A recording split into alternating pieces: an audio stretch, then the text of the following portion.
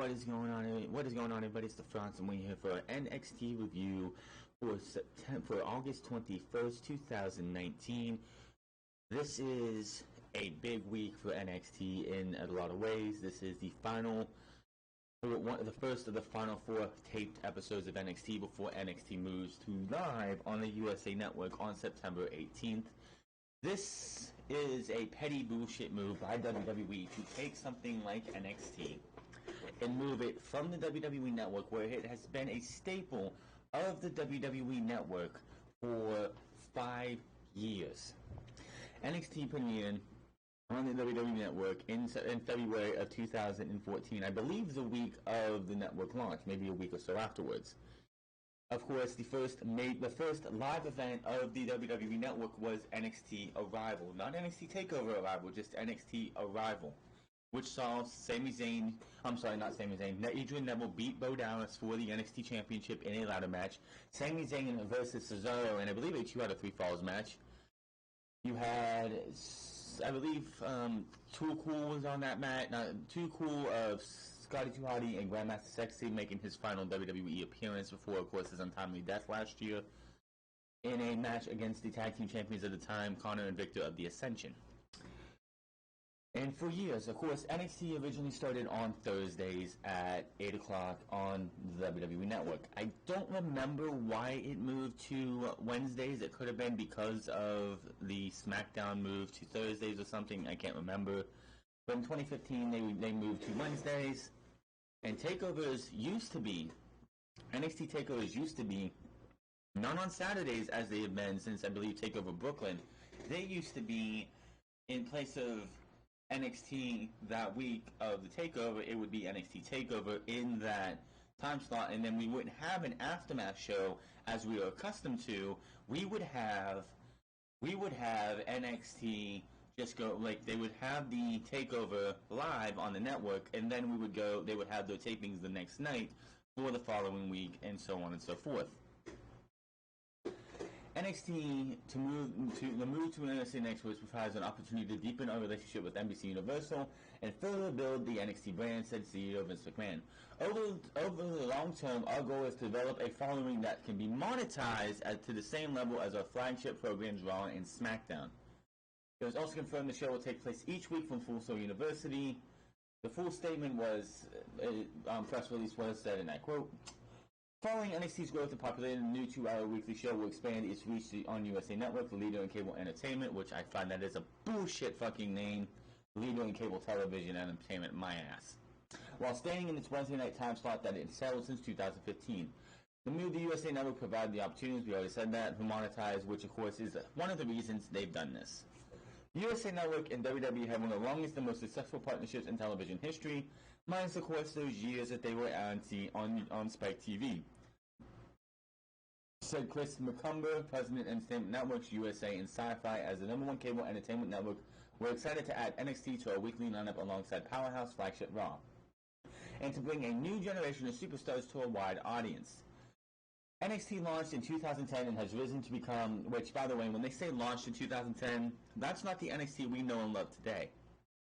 In 2010, after they dissolved ECW and they got rid of it, NXT premiered on Sci-Fi, I believe, for the first season of NXT, which was taped after SmackDown, I believe, in that competition style. You know when you see Titus O'Neil and they do that compilation of him, all his mistakes and everything, you see him running with the keg and falling over. That was during that incarnation of NXT. That is not associated or even close to associated with the NXT we see today. That was a totally different show. It became WWE's third global brand alongside Raw and SmackDown, which WWE does not even talk about, hosting nearly 200 live events around the world each year, airing on Wednesday nights at 8 p.m. NXT has been WWE Network's weekly #1 show. And with how this is going to be going with them, it's going to continue to stay that, but how is that going to be? We'll talk about that in a second. NXT offers a unique brand of authentic, in-ring action with the exciting and entertaining storylines that feature WWE's hottest up-and-coming superstars, including Adam Cole, The Velveteen Dream, Shayna Baszler, Johnny Gargano, Matt Riddle, Bianca Belair, Io Shirai, Candice LeRae, Tommaso Ciampa, Kyle O'Reilly, and Bobby Fish. The brand's diverse roster consists of elite athletes from the NFL, collegiate, and amateur sports, MMA, and international sports such as rugby, kushiti, and kabaddi. I have no idea what the hell those last two are.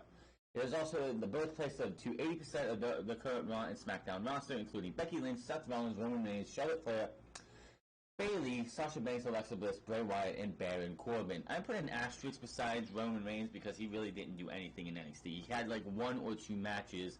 Seth Rollins, of course, was the first ever NXT champion ever, but Roman had like 2 matches before he got called up, and then I think they had a 6-man tag match once with the Shield versus, I think it was Neville, Corey Graves, and somebody else. I can't remember. That was pre-Network NXT. The series will continue to emanate from Full Sail University as part of WWE's production partnership with Preeminent Entertainment Media Arts and Technology Institute. They probably can't move it from Full Sail because of that partnership. That's why it stays in. That's why it stays in Full Sail. And if that partnership was to come to an end, then they would probably move it. But for now, it stays there. So that is that. It is also been said in a later press release, or in another portion which I didn't seem to get, that NXT will be added to the network on demand the next day at 8 p.m. So WWE, this is mistake number one is moving NXT to begin with. Mistake number 2 is putting NXT straight on the network 24 hours later. 24 hours after the show, like when the show starts. So, yeah, it starts 8 to 10, so 22 hours later, you're going to put NXT on the network, which I know they had to do that for international partners. This seems to be just for the US citizens, for us to try and watch NXT. This is done, obviously, to undermine AEW. It's, of course, September 11th and September 12th were supposed to be tapings for the next 8 weeks after the September 11th taping, to take us into War Games. That is not happening now. So WWE wants to try and get the jump on AEW and take that audience and keep it here.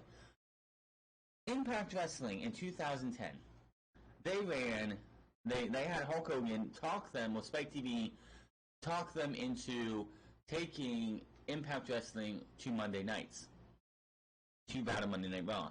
They did it on the first episode in January of 2010, in which that was also the same night Bret Hart came back. Of course, they had a pretty decent rating for Impact Wrestling on Monday. Of course, it didn't beat Raw, because Raw back then, I believe, was still getting 5s.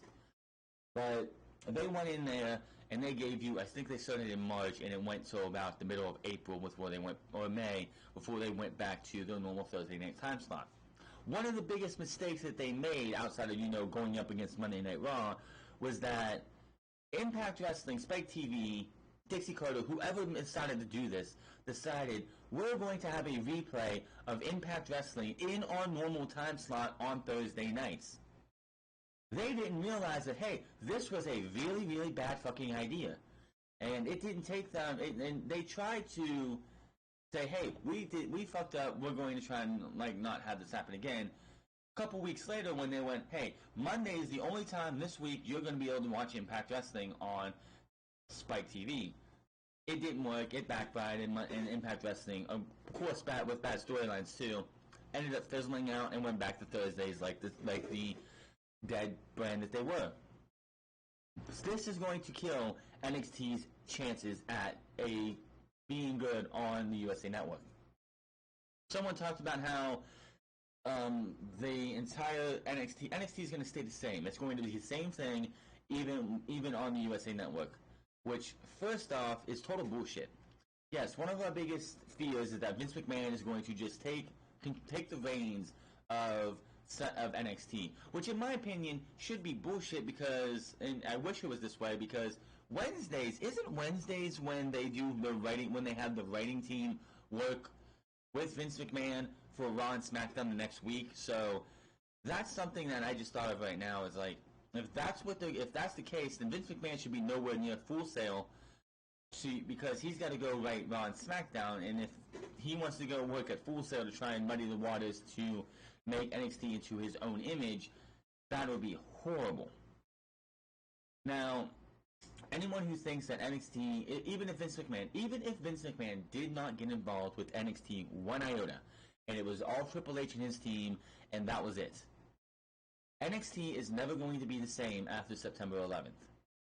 NXT has been a 1 hour show before the network when it started in 2012 when Seth Rollins won that championship and they started the NXT show at Full Sail, and I believe it was like some August of 2012, right before the Shield debuted. Let's think here. NXT, like, you're going from a 1 hour show that had been taped for 9 years, for 7 years, to a live 2 hour broadcast. NXT changes 110%, no matter if Triple H is in charge or Vince McMahon is in charge. You're going from 4 to 8 weeks in advance to live every single week.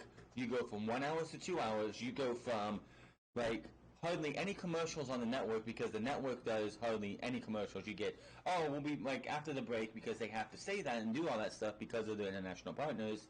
They go to break. It's an advertisement for probably either the network or some or the shop or something like that, and then you're back to or the next pay-per-view like Clash of Champions, and then you're back to action.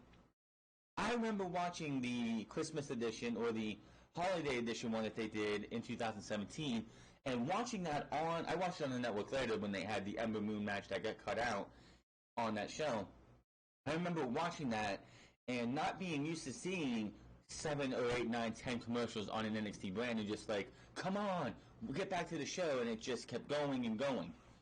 You got to think, you have 50 minutes, 59 minutes usually, 55 to 59 minutes of NXT on the network every single week. And out of those 59 minutes with commercials, you get about 57 or 58 minutes of action or NXT, because the commercials are no more than like maybe 30 seconds, maybe 25 seconds. That's going to change. NXT is going to be a 2 hour broadcast, yet NXT is you're going to go from 2 hours of content to an hour and 45 minutes. So honestly, NXT, when it comes to in-ring action, is expanding by maybe 20 to like 50 minutes, if that. There are some positives to NXT going to a live broadcast. The shows will feel different. Live is always better than taped. Just go watch a taped episode of Monday Night Raw or SmackDown Live, and how awful that feels compared to live. The crowd don't sound the atmosphere doesn't sound the same. You could just tell it's taped. Why do you think NXT takeovers are just always just so lively and so awesome? Yes, NXT for the first 2 or 3 tapings are lively and awesome because they're in that small environment. If you taped NXT from, say, the Barclays Center, you spent 4 hours and taped 4 episodes, the liveliness of that show would be dead, just like it is in Full Sail, after the first 2, after the first 3. Going into that 4th episode, it would be crowds dead, crowds tired. They've been here for 4+ hours just watching wrestling, good wrestling at that. Another positive about NXT going live on USA Network, just live in general, is that the September 18th is the first episode of NXT. It's going to be 2 hours, of course, but let's see here.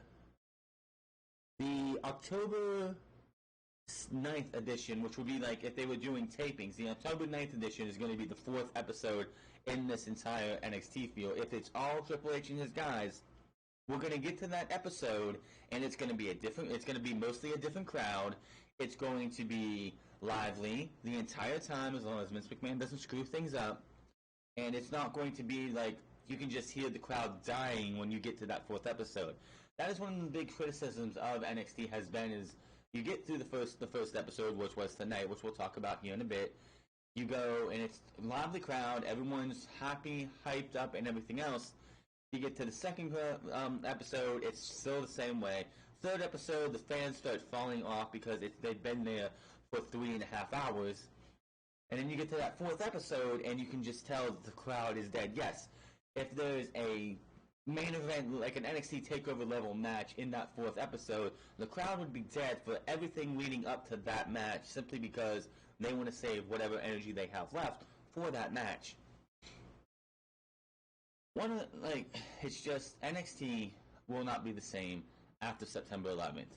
9/11, we all know what 9/11 means for in the United States, but NXT, for wrestling fans, 9/11 is going to be the day that the NXT that we love is going to die. NXT, even if Vince McMahon does not get involved, NXT is going to be different. NXT is going to be not the same.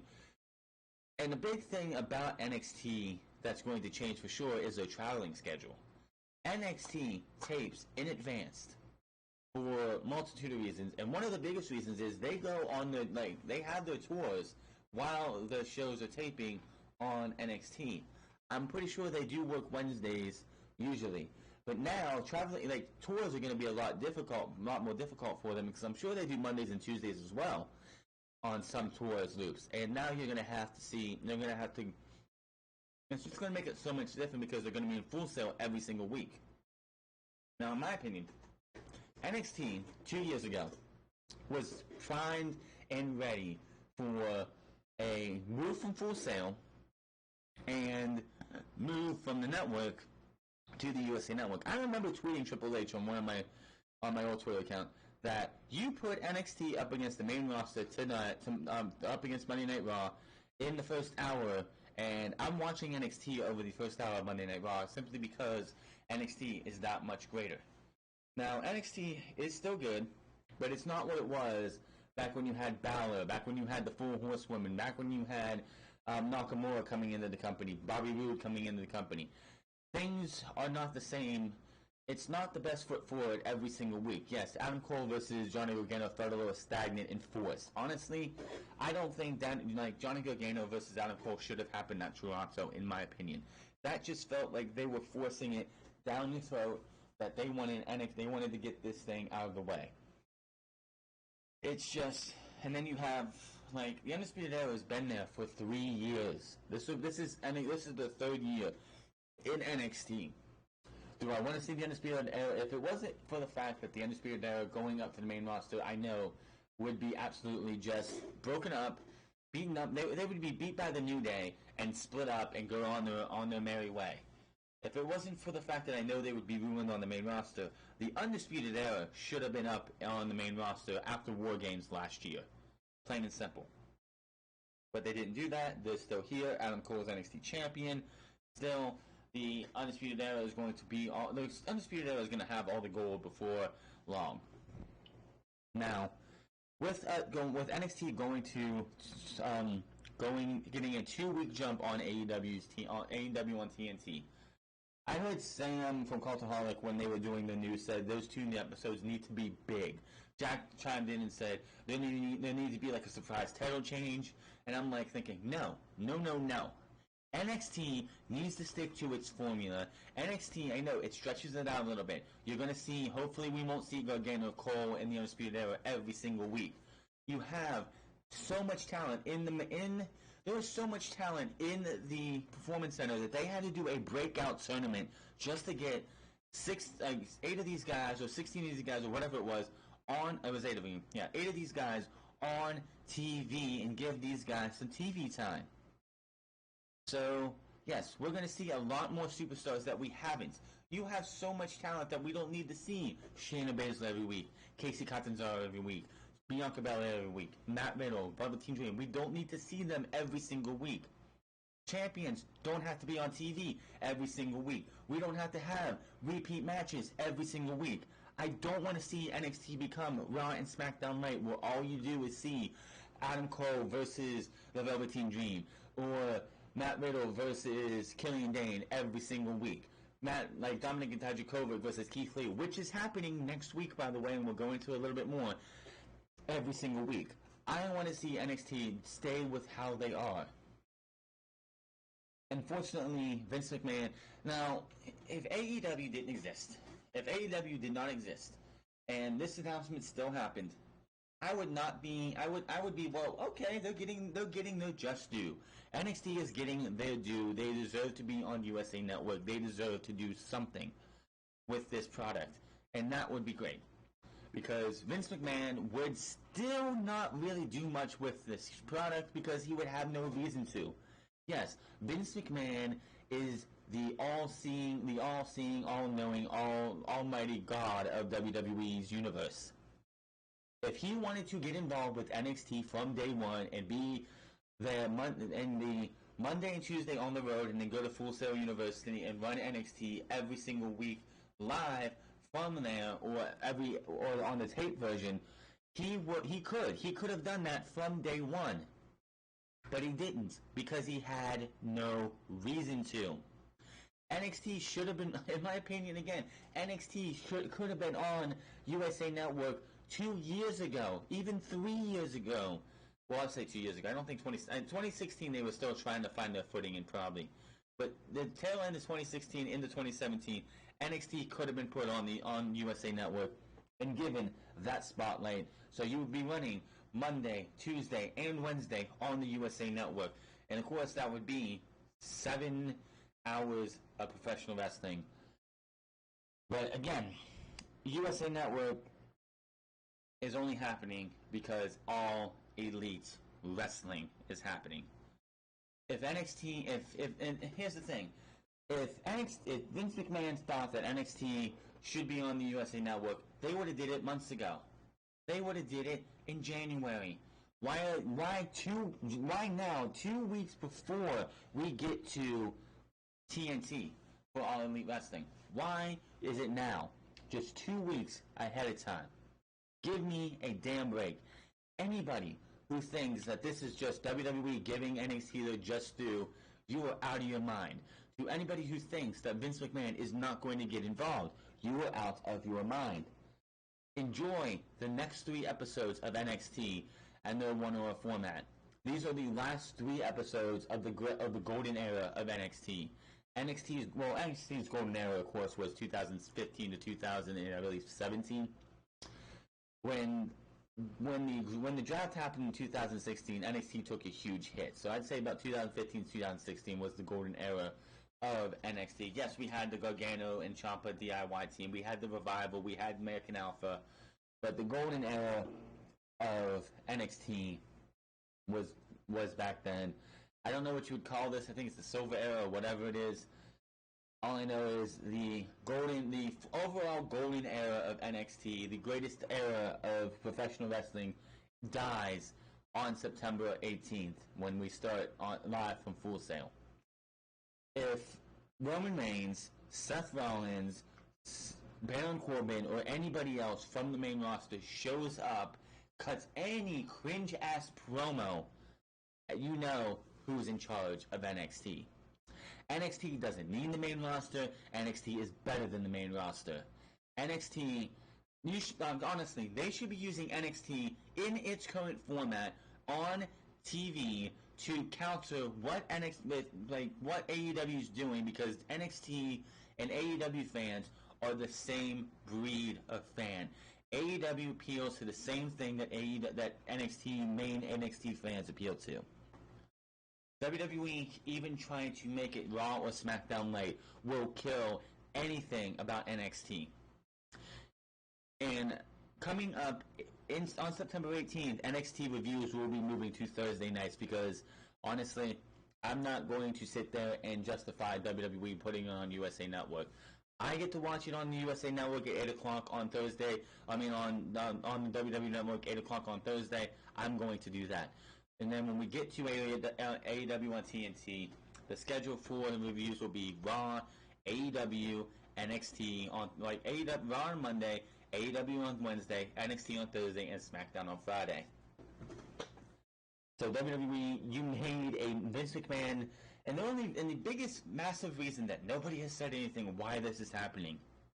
Vince McMahon's ego and pride has been injured and hurt so badly because he thinks He is the be-all, end-all, and everything he puts out there is such good shit that when NXT comes, I'm not sorry, not NXT, but when AEW comes out of nowhere and sells out Double or Nothing, sells out Las Vegas, which WWE never does.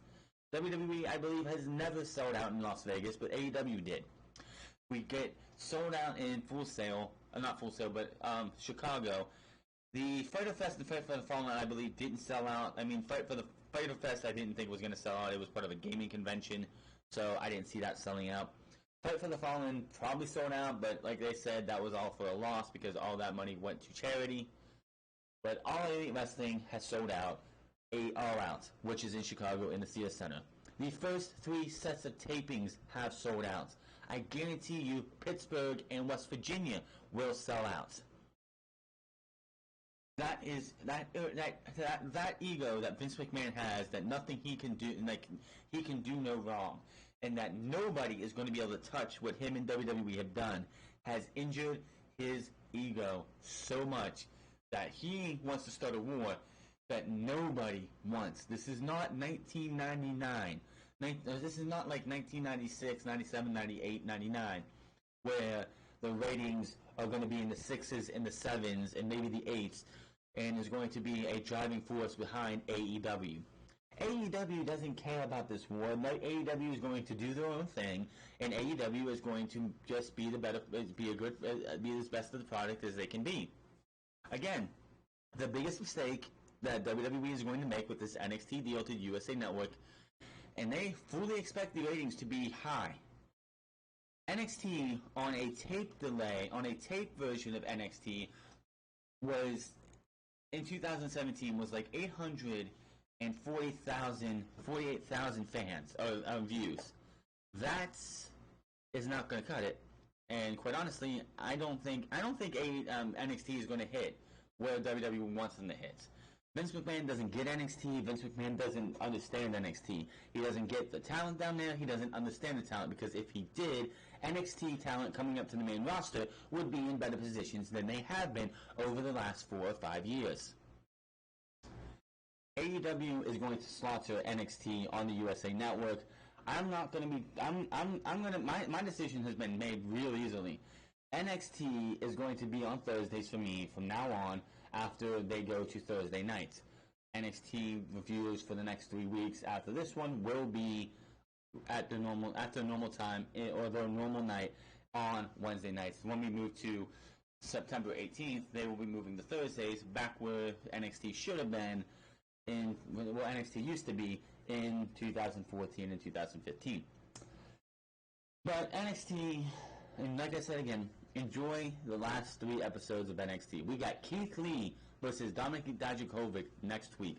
That match was supposed to happen months ago.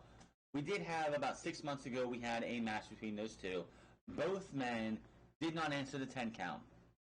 We set the Full Sail tapings that was supposed to happen to lead up, that happened on the lead up to NXT TakeOver New York, was supposed to have Dominik Dijakovic versus Keith Lee number 2, and instead that match got pulled. Dijakovic got injured, he was out for a good bit. Keith Lee got injured, he was out for a little bit, and that match never happened. So that match will happen next week. It was taped. I didn't see who won, but I did see a lot of people saying that that match was fucking phenomenal, and I cannot wait. We also have next week the Street Profits will put the tag team titles on the line against the Undisputed Era. If you paid attention to Twitter last Thursday or you watched Monday Night Raw on Monday, you know how that match went underway. But let's get into the NXT tapings as they happen. Tonight we're featuring Matt Riddle versus Killian Dain, Mia Yim versus Vanessa Bourne, Damian Priest takes on Mansoor, and Bronson Reed versus Shane Thorne in the Undisputed Era in the house. Speaking of the Undisputed Era, we come out with Adam Cole on the mic and gloats about doing everything he said he would do, including defeating Johnny Gargano at TakeOver Toronto 2. There is no question that he is the greatest NXT champion that has ever lived. This is honestly just the way he talks. I already know that when Tommaso Ciampa comes back, whenever he comes back, whenever he is cleared to have a match, this match is going to happen. Cole versus Ciampa, and if he is back, and it probably post-War Games, he is going to be the number one guy in line at the TakeOver Royal Rumble weekend. I don't know if they're in Houston, Dallas, or where they're at, but Royal Rumble weekend is going to be Adam Cole versus Tommaso Ciampa for the NXT Championship. If there was a Mount Rushmore for NXT champions, it wouldn't be Johnny Gargano, Tommaso Ciampa, Nakamura, and Finn Balor. It would be my pretty face 4 times. Strong on the mic says he sees all. He says I see it as beautiful, but all 4 of them should be draped in gold. But the prophecy is yet to be fulfilled because they got screwed. Dream didn't pin Velveteen Dream. You didn't pin me. You pinned Pete Dunne. So the title run is on borrowed time. Riley comes, takes the mic, gets the mic, and says, "That's right, Roddy. But also, why we didn't win is when you're in a tag team match, you're supposed to pin the legal man for you to win the match. That did not happen." He goes, Exhibit A, they go to the Titantron, and we see the same thing we saw last week, which saw as Kyle O'Reilly went into the ropes, Bobby Fish did tag him, and they don't ask, but they demand William Regal come out and do the right thing and make this right. Hypes up the stablemates and says it's only a matter of time before all the group is holding gold. They go to leave, and we hear Jordan Miles' music hit. And the only person with the championship, of course, is Adam Cole. So who do you think Jordan Miles wants to wrestle for his title shot? Cole says you must be joking. If he's going to challenge him, he offers up an idea for Jordan Miles to go after some champions in 205 Live or NXT UK, or even go after Shayna Baszler. Miles standing there in a suit, a dress shirt, a tie, having the contract, just holding the contract to his midsection. Just not smiling, got that serious look on his face. Looks good on him. He doesn't need to smile all the time. Cole says there's nothing more detrimental to a young career than wasting your championship opportunity on yours truly. Miles just walks up a little bit more, holds the contract out for Adam Cole. Cole gives his mic to Roderick Strong, goes to grab the contract. Miles drops the contract, smiles, does double peace signs, and walks away. Cole not happy in the slightest. So in 2 weeks it will be Jordan Miles versus Adam Cole. I fully expect Adam Cole to wipe the floor with Jordan Miles. Honestly, I think this is a waste of the breakout tournament. The breakout tournament, as I stated before, just didn't do it for me. And this right here just solidifies to me that the breakout tournament was, other than getting these guys on TV, was an absolute waste of time. If you're not positioning the person who wins the breakout tournament, who has a future championship opportunity, in the position to win that championship, you are wasting everybody's time. Earlier this week, Bronson Reed talked to the media, and Reed talked about the tournament and how it was the biggest opportunity of his career. Shane Thorne rolls up and says Reed already had his chance and blew it. After everything he did for Reed and to get Reed here, he completely wasted that chance. Reed challenges Thorne to a match, and Thorne accepts. Mansoor versus Damian Priest. They did mention how Mansoor was the winner of the Super Showdown 2019 50-man Battle Royal. So, yeah, that happened back in June, was it? It was in June. And we're now in August, so what does that have to do with anything? Did it help him win this match? Absolutely not. Damian Priest, which was his opponent, beat him with the Reckoning after a huge lariat and a release powerbomb. 1, 2, 3. I will say Mansoor, I don't know what he does. I don't know if he does some training, but when he does the whole, looking shocked with his eyes look like they're about to pop out of his sockets. Definitely an interesting, just a weird visual to see him, do the whole, shocked face look, and his eyes look like they're about to just pop out. They plugged moved the USA Network on September 18th. Mia Yim versus Vanessa Bourne. There's nothing special about this match. Vanessa Bourne there's nothing about her and Leah that just comes off as wow or oh my god. No, it's just they don't do anything. Mia Yim this was not a good match. Mia Yim wins with the protect your neck after about 2 or 3 minutes. Like I said, nothing special. Of course, Aaliyah did try to get involved to stop Mia Yim, but did not help it in the end, and Vanessa Bourne takes the pinfall. Post-match, Shayna Baszler heads out to the stage with the mic in hand. The crowd very split between the two, saying Shayna Baszler and Mia Yim. Baszler calls Yim a badass and says Yim took her to places she hasn't been in the ring, and no one else had ever taken her there. She continues that her and Yim don't have to stand across each other like enemies, but rather stand beside her. Jessamine Duke, whose arm is still in a sling, so I don't know if her attack by Mia Yim was legitimate or if they're just selling it still. In the ring, she failed pop up on the apron behind behind Yim. Baszler asks Yim for an answer. She says, this is a cold business, Mia, and it's a lot warmer under the dragon's wings," which I thought that was a nice little line. And it's kind of funny because the XFL named their teams today, and one of them is the Dragons, which I just found that hilarious. Yim goes right after Duke and Shafir, but gets dropped fairly quickly, though as Baszler swings away as referees jump to break things up. Next week, they did talk about the Keith Lee Dominic Dijakovic match, which will finally get their rematch. The two beautiful hype-up video package. I don't know who puts these things together, but these men or women need to have a goddamn raise. This is fucking fantastic. They talk about before NXT. Dominic Dijakovic talked about how his last match before NXT was against Keith Lee. Keith Lee came to NXT and immediately was performing on the NXT shows, whereas Dominic Dijakovic had to go from Chris Dijak to he had a couple matches, he got squashed in those matches, had to go away, had to go train in the Performance Center, get a repackaging, and become Dominic Dijakovic. So these guys are looking to take each other out next week, and I cannot wait for that match. What they did last time 6 months ago was absolutely fantastic. I'm hoping them to do a lot more coming up. Another thing that's going to be great about, and I didn't mention this earlier, but another thing that's going to be good about NXT going live at Full Sail on the USA Network is that no more spoiler alerts. No more reading the spoilers or people telling you the spoilers in comment sections, or you saying something on Twitter and people just spoiling the entire show for you. No more of that, which is fine and awesome. Bronson Reed versus Shane Thorne. This was just a nothing match. I don't see anything good in Bronson and Shane Thorne. Nick Miller, in my opinion, was the better of the two in TM61.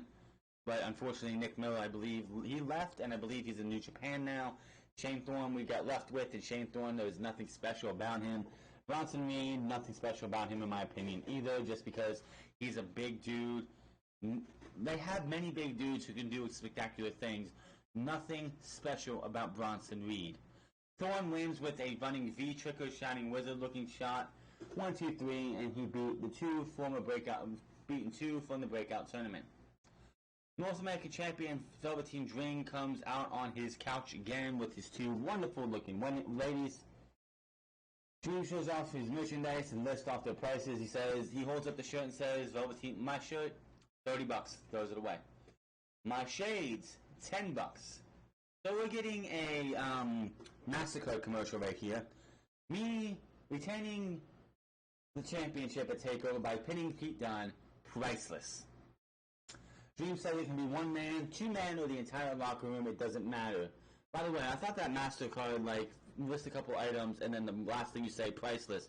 I thought that died a couple years ago, so the fact that he brought that out, I just, thought that was a little funny.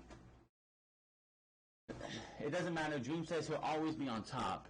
He likes being on top in these situations. Dream calls out Roderick Strong and says if he wants a match, he better show Dream an experience he's never seen before, otherwise it will be Dream over.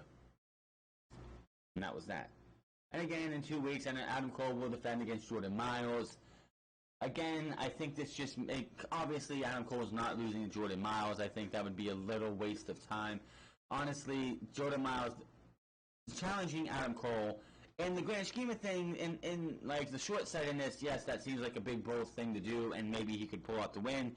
But in my opinion, it really makes the entire breakout tournament a waste of everybody's time, because almost nobody in the breakout tournament really stood out outside of Dexter Lumis and Angel Garza. Angel Garza was over with everybody after his first match. Jordan Miles just going up against Adam Cole, I think, is a massive mistake. But the Undisputed Era are already tied to with the North American Championship, and the North American Championship and the tag team titles are tied up against the Undisputed Era. Adam Cole was the only shot that they had for right now. So, yeah, I guess we're just going to waste the entirety of the breakout tournament for a match with Adam Cole. Don't get me wrong, it's probably going to be an excellent match. It's just, it feels like the entire thing was a massive waste of time. Street Profits will defend their tag team titles against Bobby Fish and Kyle O'Reilly next week after what happened at TakeOver, so there you go. Matt Riddle versus Killian Dain was our main event. Killian Dain has new badass music. He is not sporting the old ring gear he used to wear with Sanity. He's got jeans, boots, and a wife beater on, along with a leather jacket for his entrance. Definitely a great improvement over whatever the hell we saw him last time. When they put him in that onesie on the main roster, that really looked embarrassing. This looks better. He looks like a fucking killer. Killian Dain just looks so much better, and NXT resurrected his career like that. Matt Riddle's music hits, and Killian Dain's looking for Matt Riddle, see where he's going to come. He comes from behind, but before they go to the stage, and it's funny because Matt Riddle got some new graphics and everything, and before it popped away, the shield came up, and it had a horse in the middle and said, Stallion Battalion. What the fuck is that? Who came up with Stallion Battalion? I don't have a clue. Riddle comes from behind, goes after Dain, has his ribs taped on the one side, he isn't looking 100%. These two beat the living hell out of each other. This was a little minorly underwhelming. Killian Dain did have a lot of offense in on Matt Riddle. Just a lot. Like, it just felt like this match, if it wasn't for the fact that they had Matt Riddle selling the ribs, I think this match would have been a lot better. It was a good match. It wasn't a great match, but in my opinion, it kind of disappointed a little bit to me. But the match comes down to a running senton on Killian Dain gets thrown into the steps as he tries to run into Matt Riddle, who's laying by the steps. He gets sidestepped and into the steps. Matt Riddle takes the top off, throws it away, goes to powerbomb. This looked brutal as fuck. Goes to powerbomb Killian Dain, but Killian Dain goes to back body drop Matt Riddle. Matt Riddle slips off and goes mouth first into the steel steps. I was like, holy shit. Not looking pretty. By the way, he hits the GTS earlier, and they call it the Bro TS, because they have to have they can't just keep moves the way, name the name of moves the way they should be. But anyway, he picks him up, gets him, he's laying down on the steps. He picks him up and puts him on the steps, hits a back body drop. He runs and steps up and hits a senton onto Matt Riddle.